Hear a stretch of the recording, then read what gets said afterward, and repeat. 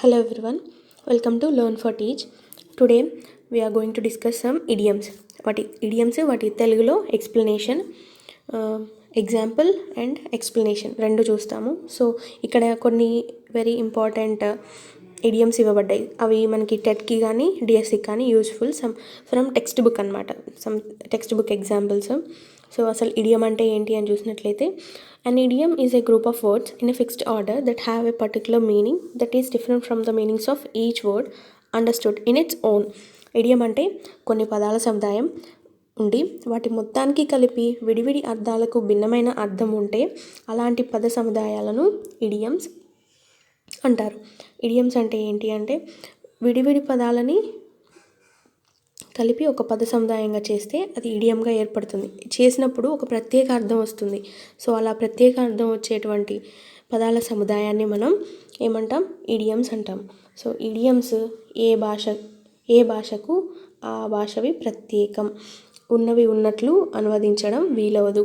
ఇడియంని అందులో ఉన్న పదానికి మీనింగ్ని ఉన్నది ఉన్నట్లుగా మనం అనుకోవడానికి వీలుండదు అనమాట. దానికి ప్రత్యేకమైన అర్థం ఉంటుంది కాబట్టి అవి ఇడియమ్స్ అని మనం అంటాం.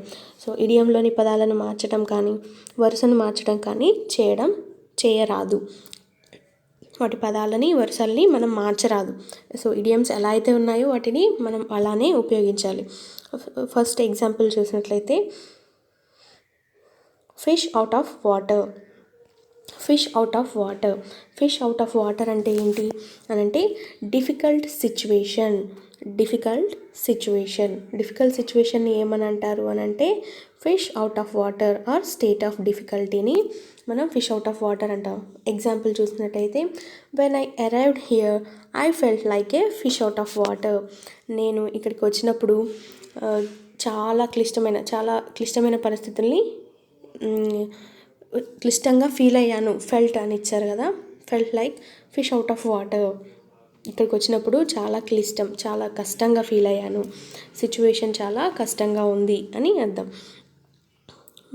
Calls a spade. Calls a spade అంటే ఏంటి? As it is, in the same as అంటే ఉన్నది ఉన్నట్లుగా చెప్పడం అనే సందర్భంలో మనం దీన్ని ఉపయోగిస్తాం. లేదా తెలుగులో మనం కుండబద్దలు కొట్టడం అనేది మనం తెలుగులో కూడా వినే ఉంటాం. కుండబద్దలు కొట్టినట్లు అని తెలుగులో కూడా జాతీయాన్ని విన్నాం, తెలుసు మనకి. He is an outspoken man. He calls a spade. Example చూసినట్లయితే, he is an outspoken man. He calls a spade. అతను ఉన్నది ఉన్నట్లుగా చెప్తాడు. బయటికి ఏ విషయాన్నైనా ఉన్నది ఉన్నట్లుగా చెప్పే వ్యక్తి అని ఇక్కడ example. Next third one, home free. Without problems. So without problems, సమస్యలు లేకుండా ఉండడం అనే సందర్భంలో మనం home free, without problems, home free అనే ఇడియంని యూజ్ చేస్తాం. The parents got they daughter married, now they are home free. So the parents వాళ్ళ డాటర్కి పెళ్ళి చేశారు. So they are home free అంటే కొంచెం సమస్యలు లేకుండా, సమస్య అంటే పెళ్ళి చేయడం అనేది సమస్యగా భావించారు వాళ్ళ పేరెంట్స్. సో కాబట్టి ఇక్కడ now they are home free, the parents got they daughter married, now they are home free అని ఎగ్జాంపుల్ ఇచ్చారు. Moving to next, cock and bull story. Cock and bull story, a fable, a fiction. So cock and bull story అంటే ఏంటి? ఏ fable, a fiction. కట్టుకథ, కాకమ్మ కథ. కట్టుకథలు చెప్పమాకు, కాకమ్మ కథలు చెప్పమాకు అని అంటాం కదా. So don't tell me a cock and bull story. కట్టుకథలు చెప్పమాకు అని మనం చెప్పాలనుకున్నప్పుడు సో ఇంగ్లీష్లో ఈజీగా don't tell me a cock and bull story అని యూజ్ చేస్తే చాలా బాగుంటుంది. And next, a dark horse అంటే తనని గురించి తాను ఎక్కువగా చెప్పుకొని వ్యక్తి. సో చాలా గొప్ప వ్యక్తులు ఉంటారు. సో వాళ్ళ గురించి వాళ్ళు చెప్పుకోరు. లైక్ గ్రేటెస్ట్ పర్సనాలిటీస్ చాలామంది ఉంటారు కదా. సో అలాంటి వ్యక్తుల గురించి మనం చెప్పేటప్పుడు ఏ డాగ్ హార్స్ అని చెప్తాం. You are a bit of dark horse. Example చూసినట్లయితే, you are a bit of dark horse. So మనం అంత గొప్ప వ్యక్తులం కాదు కానీ, ఫర్ ఎగ్జాంపుల్ చూసినట్టయితే Abdul Kalam is a bit of dark horse. తనని గురించి తాను ఎక్కువగా చెప్పుకొని వ్యక్తి అని చెప్పొచ్చు. Bite the bullet. Sixth one చూసినట్లయితే bite the bullet, to accept something without interesting. So bite the bullet అంటే మీనింగ్ ఏంటి అంటే to accept something without interesting, ఇష్టం లేకుండా స్వీకరించడం అనమాట. ఇష్టం లేని పనిని స్వీకరించడాన్ని bite the bullet. Example, playing for the team was not his choice but there is no way out, he had just to bite the bullet. ఇక్కడ జస్ట్ స్పెల్లింగ్ కొంచెం మిస్టేక్ ఉంది, just to bite the bullet. So ఇది example. Seventh one, lose heart, be discouraged, అధైర్యపడడం, నిరుత్సాహపడడం. Lose heart, be discouraged అంటే నిరుత్సాహపడడం. So my friend is bold and optimistic, he never loses heart come what way. So అతను చాలా ఎప్పటికీ ఎలాంటి situation వచ్చినా కానీ తను నెవర్ లూజెస్ హార్ట్ అంటే అధైర్యపడడు లేదా నిరుత్సాహపడడు అని meaning. Let the cat out of the bag. Eighth one చూసినట్లయితే let the cat out of the bag, reveal a secret అంటే రహస్యాన్ని, ఇక్కడ రహస్యాన్ని వెలువరించడం. We wanted the program to remain surprise till the last day, but Ramya let the cat out of the bag a week ahead. So weak spelling కూడా ఇక్కడ తప్పు ఉంది కదా, WEEK ఉండాలి. అండ్ ఇక్కడ చూసినట్లయితే రివీల్ సీక్రెట్, మనం కూడా కొన్నిసార్లు మనం చాలా రహస్యంగా ఉంచాలనుకుంటున్నాం సీక్రెట్ని, బట్ కొన్నిసార్లు స్పిల్ ఇట్ అవుట్ బయటికి చెప్పేస్తాం కదా. సో దాన్ని రహస్యాన్ని వెలువరించడాన్ని let the cat out of the bag. So వాళ్ళు example, we wanted the programme to remain a surprise till the last day, చివరి రోజు వరకు వాళ్ళు సర్ప్రైజ్గా ఉంచాలనుకున్నారు కానీ రమ్య ఏం చేసింది, let the cat out of the bag, దా రహస్యాన్ని బయటికి రివీల్ చేసింది. Ninth one, at sixes and sevens అంటే ఏంటి, a state of confusion, a state of disorder or confusion. Disorder కానీ కన్ఫ్యూజన్, గజిబిజిగా, చిందరవందరగా, సందిగ్ధంగా ఉండే సిచ్యువేషన్ని మనం ఎక్స్ప్లెయిన్ చేసినప్పుడు a state of at sixes and sevens అని చెప్తాం. సో ఇక్కడ ఎగ్జాంపుల్ చూసినట్లయితే all the children played in the hall for 2 hours, now you can see everything at sixes and sevens. So పిల్లలందరూ కూడా హాల్లో 2 గంటలు ఆడుకున్నారు.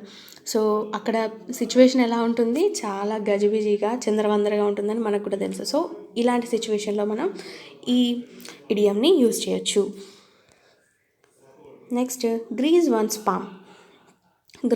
పామ్ అంటే బ్రైబ్ సంబడి, లంచం ఇచ్చుట. గ్రీజ్ వన్స్ పామ్ అంటే బ్రైబ్ సంబడి, లంచం ఇచ్చుట అని అర్థం. It is my dream to see that there is absolutely no need to grease one's palm to get anything done.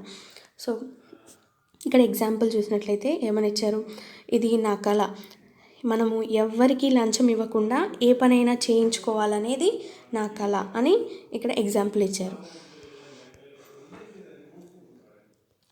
11th one, an uphill battle అంటే something that is very difficult to do, చాలా కష్టమైన పనిని గురించి చెప్పేటప్పుడు an uphill battleని use చేస్తాం. My cousin is rather bad at maths, he feels doing maths homework an uphill battle.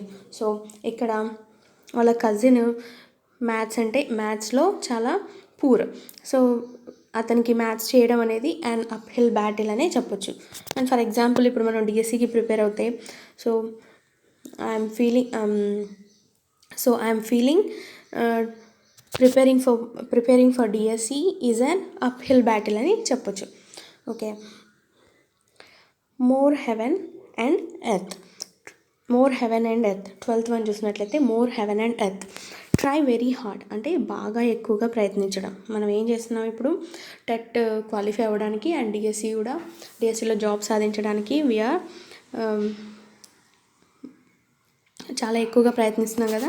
So దానికి example చూసినట్టయితే I am moving heaven to get good marks and TET. So ఇదే example ఇచ్చారు, I am moving heaven to get good marks in TET or DSC anything. Next 13, to make both ends meet, earn just enough to buy basic needs.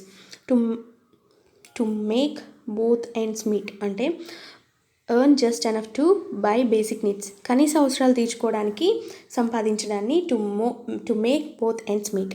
So example, with his low salary he finds it difficult to make it both ends need.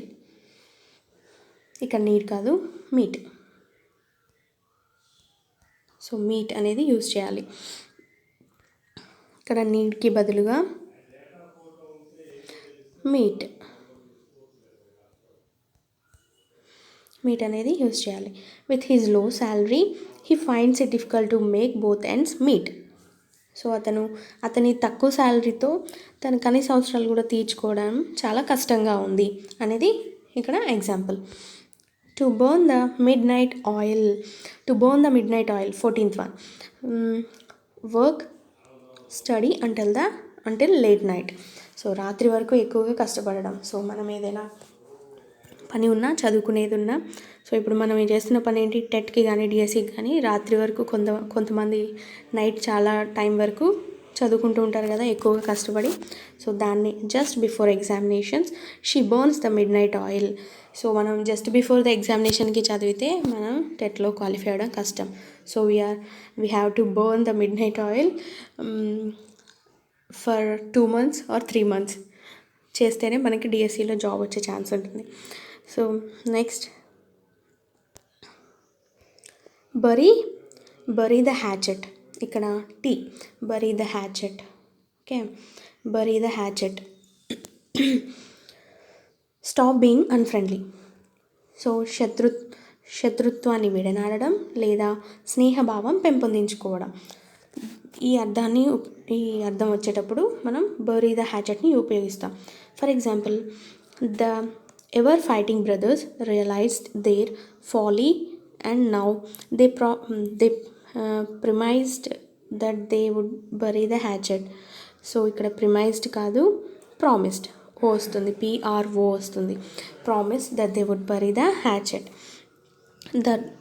ఇద్దరు brothers కూడా ఇంకా ఎప్పటికీ కొట్టుకోము అని చెప్పేసి స్నేహభావంతో ఉంటాము అని చెప్పేసి చెప్తున్నారు.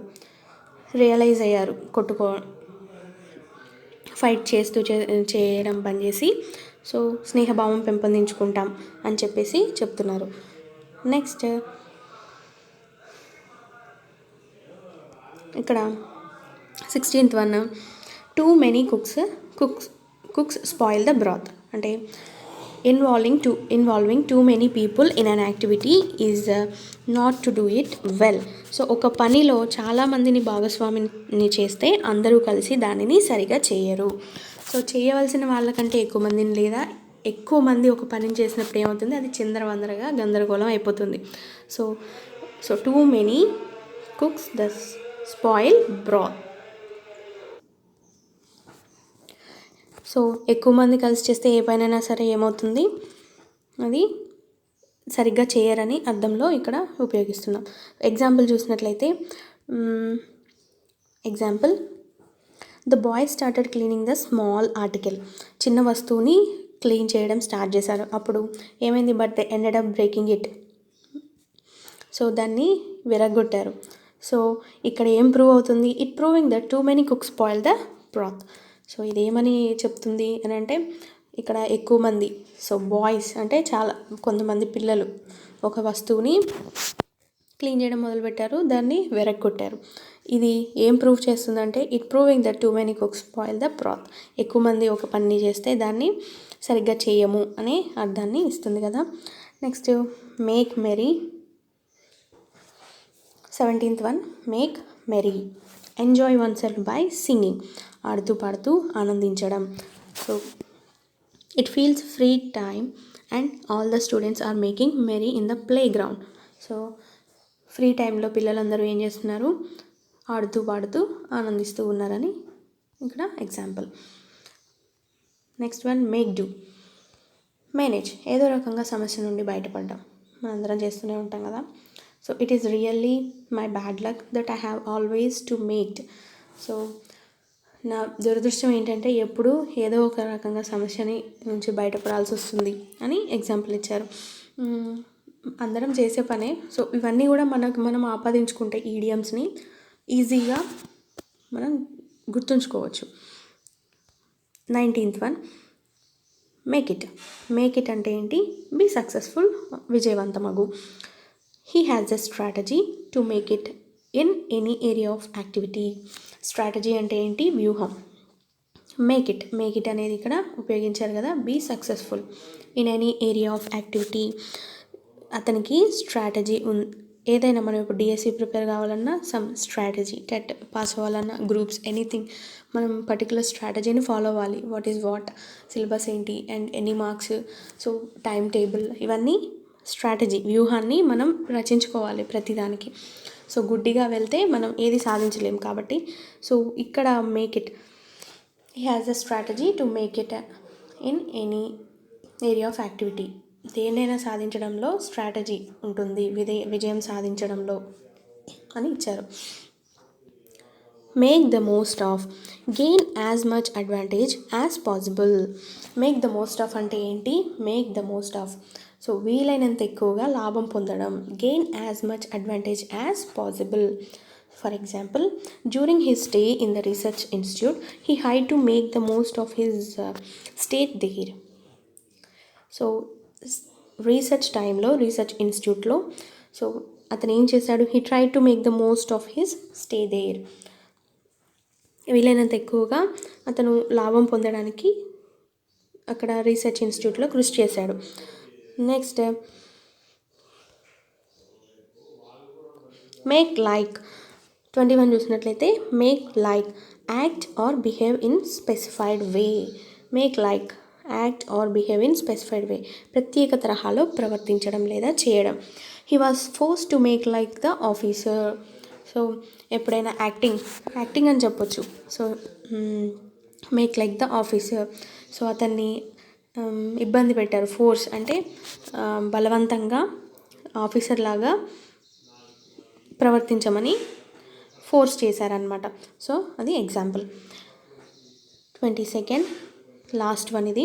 Make something of your self to be successful in life. జీవితంలో విజయం సాధించు. So make something of your self. ఇప్పుడు మనం సో జీవితంలో విజయం సాధించడం అంటే ఏంటి? మనకి డిఎస్సి ఆర్ టెట్ని క్వాలిఫై అవ్వడం, లేదా groups, anything groups, group 2, group 4లో గ్రూప్ 4 జాబ్ కానీ, గ్రూప్ 2 జాబ్ కానీ, మేబీ గ్రూప్ 1, ఏదైనా ఒక్కొక్కరికి ఒక